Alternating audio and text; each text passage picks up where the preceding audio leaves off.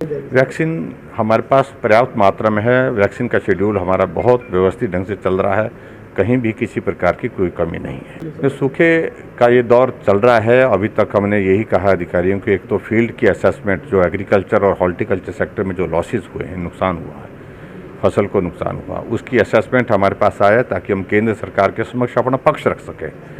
दूसरी जो water supply schemes हमारी हिमाचल प्रदेश में जो प्रभावित हुई हैं, उन वाटर सप्लाई स्कीम के लिए हमने कहा है कि डिपार्टमेंट को जहां इंटरलिंक उन स्कीम्स के माध्यम से उसकी वाटर सप्लाई हम जो है सुनिश्चित कर सकें तो वो करें। और उसके अतिरिक्त जो है कहीं अगर ऐसा लगता है कि कुछ एरिया में राशनिंग करने की ज़रूरत पड़ेगी तो उस पर भी विचार कर लिया जाए। अगर इफ एट ऑल वो सिचुएशन आती है जहां हैंडपम्प से हम दे सकते हैं, हैंडपम्प लगाने के लिए इजाज़त दे दी गई है, बजट का प्रावधान उसके लिए कर दिया गया है।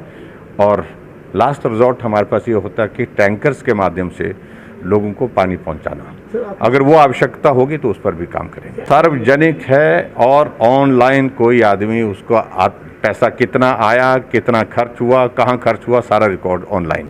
कि आज की परिस्थिति में ये आवश्यकता कि हम कोविड के इस संक्रमण के बढ़ते इसको देख करके इसको शीर्ष प्राथमिकता मिले, तो हमने शीर्ष प्राथमिकता में फोकस होकर के काम करने की इस दिशा में कोशिश की है।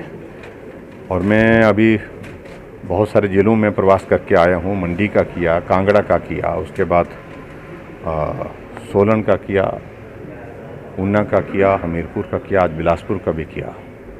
और उसके बाद वीडियो कॉन्फ्रेंस के माध्यम से हमने सभी जिला के अधिकारियों के साथ पहले भी कई बार हमने बातचीत कर ली है। लेकिन जहाँ जिस प्रकार से अब ये कोविड के मामले जो है, क्योंकि इसका स्प्रेड अब की बार इस वायरस का देख रहे हैं बहुत फास्ट है, ऐसी सूरत में हमको अपनी व्यवस्थाओं को अपग्रेड करने की ज़रूरत है।